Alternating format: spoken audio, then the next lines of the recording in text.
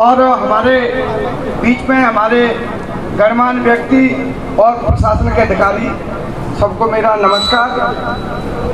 मैं अपनी बात ये रखना चाहता हूँ कि अपराधी आता है और उसका एक उद्देश्य होता है कि हमें इसने कहीं कोई भी बात आई उस पर उसको अपराध करना ही है या उसके साथ में अन्याय किया है।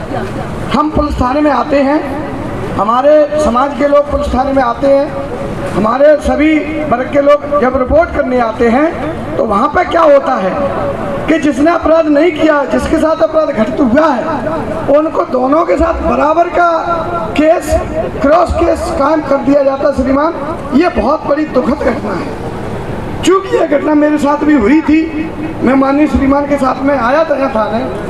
कुछ लोगों ने मेरे घर पे आकर अटैक किया, मेरी लाइट काटी गई, उसमें मारपीट भी हुई और मेरे खिलाफ, मैंने तो उनके दो लोग थे, उनके खिलाफ FIR कराई। उसने मेरी पत्नी जो पार्षद है और हमारे 4 लोगों के साथ भी झूठी रिपोर्ट दर्ज कर दी गई, जिसमें मैं जमानत भी करा चुका हूँ और ये अपराध मेरे साथ अन्याय हुआ है। लेकिन मैं कह नहीं सकता इस बात को, क्योंकि सुनने वाला कोई नहीं। जब मैंने ये बात यहाँ रखी थी तो उस समय भी यही कहा था कि हमें क्रॉस केस कर दें। और उसके लिए क्या होता है सर, उससे हम पर राजीनामा का दबाव आता है। चूँकि हम उस बात को न्यायालय में जब ले जाते हैं तो हमको दबाव के कारण, क्योंकि हमारे खिलाफ भी अपराध दर्ज हो गया है, तो हमें मजबूरी में उसमें अपना बयान पलटना पड़ेगा या साक्ष्य के अभाव में हमें वो बात खत्म करानी पड़ेगी।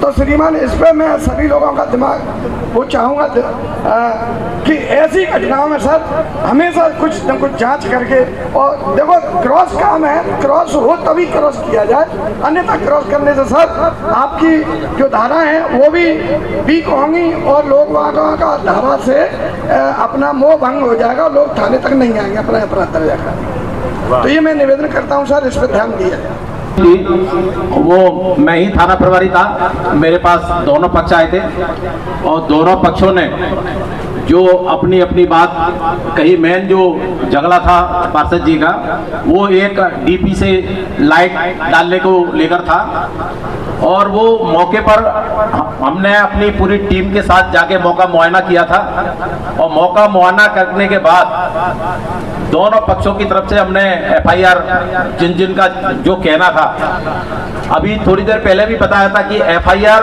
होना अपराध नहीं है, उसकी इन्वेस्टिगेशन में जो पाया जाएगा, इसमें हमने जो है पार्षद जी के साथ जो इनके विटनेस थे उनके सबके इलेक्ट्रॉनिक साक्ष्य, मतलब रिकॉर्डेड हमने साक्ष्य के आधार पर इनके बयान लिए हैं और दूसरी पार्टी के भी जो है हमने बयान लिए हैं। मौके पे जो हमको मिला, इन्वेस्टिगेशन जारी है उसमें, और इनको विधिवत नोटिस देकर जो है इनको हर चीज के लिए तलब किया गया है दोनों पक्षों को। और इसमें ऐसा नहीं है जैसे अभी आपने जैसे एक तरफ आरोप लगा दिया, अगर आपके द्वारा दिए गए साक्ष्य अगर सही पाए जाते हैं, चालान तभी लगेगा, चाहे आपका हो चाहे दूसरी पार्टी का हो।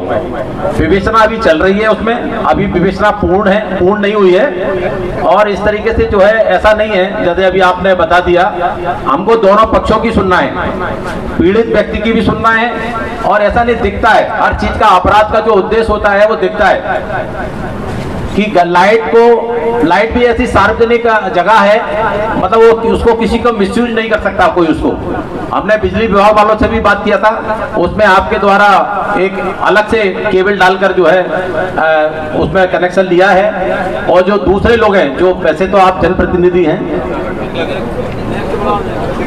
अब नेक्स्ट जो भी रखे वैसे हम न्याय दिलाने की कोशिश करेंगे दोनों पक्षों को, उसमें जो भी होगा। अब नेक्स्ट आगे जो भी है अपना कोई सुझाव देना चाहें तो दे सकते हैं। माता एवं हमारे पुलिस कप्तान साहब, हमारे CSP साहब, आदरणीय TI साहब, हमारे नगर निगम के महापौर आदरणीय महापौर जी और सम्माननीय महानुभाव, मैं आदरणीय वकील साहब से मेरा आग्रह है और मैं पूछना चाहता हूं कि भारतीय BSA, जिसको BSA नाम दिया गया है, भारतीय साक्ष्य अधिनियम 1872 कि अब इसमें परिवर्तित किया गया है। जैसे कि आपको सबको मालूम है कि पुराना जो कानून था, पुराना वो था तो सबको कंटेस्ट था, वकीलों को भी कंटेस्ट था, आम जनता को भी लगभग उन कानूनों के बारे में मालूम था और पुलिस को भी लगभग कंटेस्ट थे सारी जितनी भी वो हैं। लेकिन मेरा आग्रह है पुलिस कप्तान साहब से कि जितने भी ये नियम कानून बदलाव किए हैं तो इनको आम जन तक पहुंचाने के लिए नगर निगम में होल्डिंग पोस्टर और दीवार लिखाई ऐसी कोई चीजें, मेरा आग्रह है कि ऐसा लिखाया जाए या आए दिन अखबारों में छपे इनके बारे में, तो आम जन तक ये बातें पहुंचेंगी। और मेरा सुझाव है ये कि ऐसा किया जाए तो ज्यादा अच्छा है। अब जो है हमारा जो कार्यक्रम है वो बिल्कुल समापन की ओर है।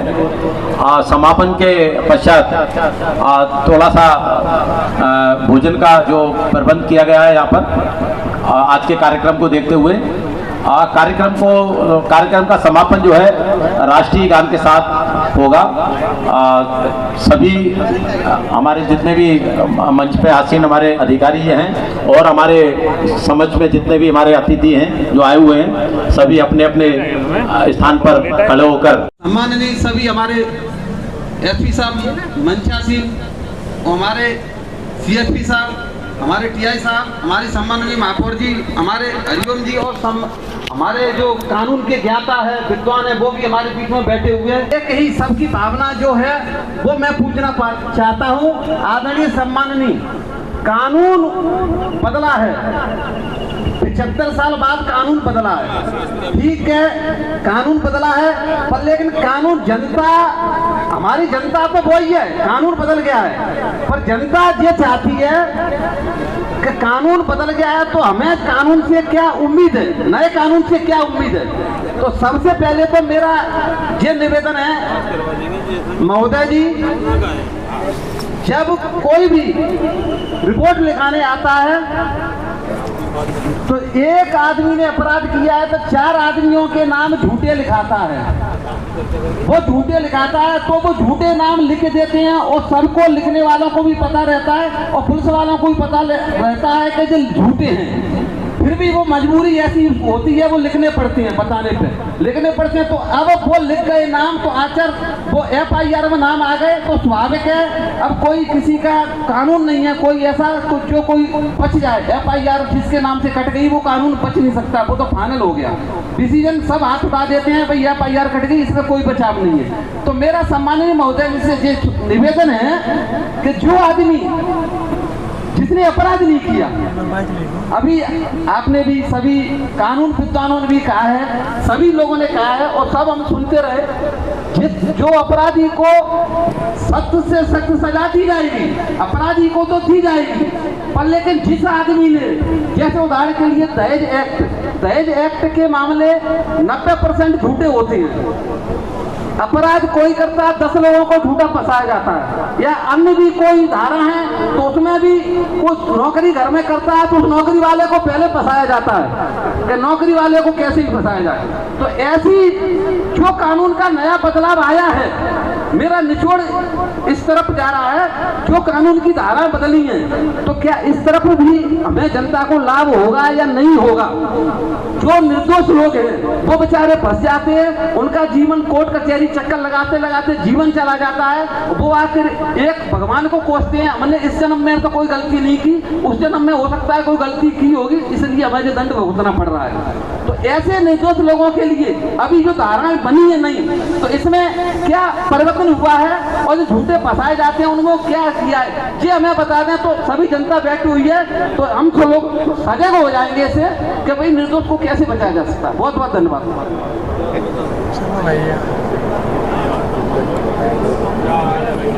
बहुत अच्छा प्रश्न किया है आपने। अब मैं इसका जो जवाब है थोड़ा सा मैं दे देता हूँ थाना प्रभारी होने के नाते, फिर हमारे जो बीच में GP साहब हैं वो देंगे। अभी जो नए कानून में सबसे महत्वपूर्ण जो बात है, जो आपने प्रश्न किया है, उसमें कि एक व्यक्ति अपराध करता है और एक का नाम झूठा लिखा दिया जाता है। ये बात आपकी है, मगर ऐसा नहीं है। अपराध में एफआईआर होना दो व्यक्ति के नाम पे, एक सच्चे व्यक्ति के और एक झूठे व्यक्ति के, तो उसका जो प्रावधान है वो है इन्वेस्टिगेशन। और इन्वेस्टिगेशन में जो अब एक बहुत महत्वपूर्ण प्रावधान आ गया है, जो इलेक्ट्रॉनिक साक्ष्य, मतलब पहले हम किसी के मौखिक कहने से जो है अपराध मान लेते थे और उसकी विवेचना में कई बार वो करते थे कि उसके लिए स्वतंत्र साक्षी ये वो, मगर होता क्या था कि स्वतंत्र साक्षी भी किसके होते थे, वो फरियादी के होते थे। मगर अब क्या है, जो नए कानून में सबसे महत्वपूर्ण जो बात आई है वो है इलेक्ट्रॉनिक साक्ष्य। और इलेक्ट्रॉनिक साक्ष्य हमारे लिए उस विवेचना में ऐसे झूठे व्यक्ति के लिए या सच्चे व्यक्ति के लिए, दोनों के लिए महत्वपूर्ण है। अब मैं जीपी साहब से आपका जो जवाब है वो जीपी साहब देंगे, ज़्यादा अच्छे से बता पाएंगे।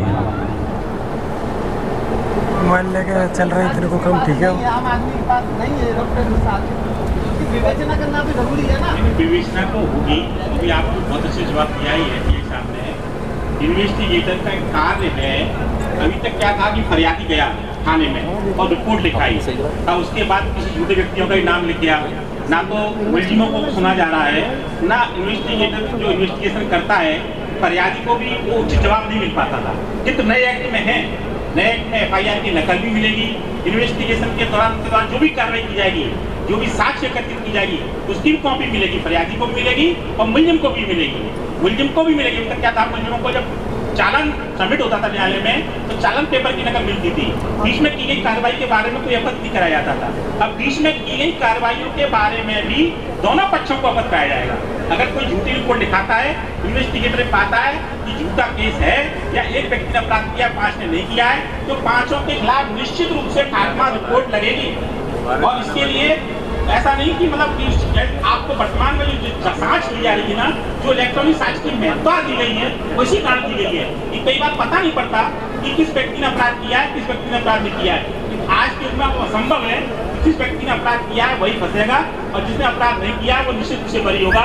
और ऐसा फरियादी अगर वो चालाक किस्म का है, अगर एक व्यक्ति ने अपराध किया है, 4 व्यक्तियों का गलत रूप से नाम लिखाता है, निश्चित रूप से उसके खिलाफ ही कार्रवाई होगी नए एक्ट में। आप इस बात के लिए चिंतित नहीं हो।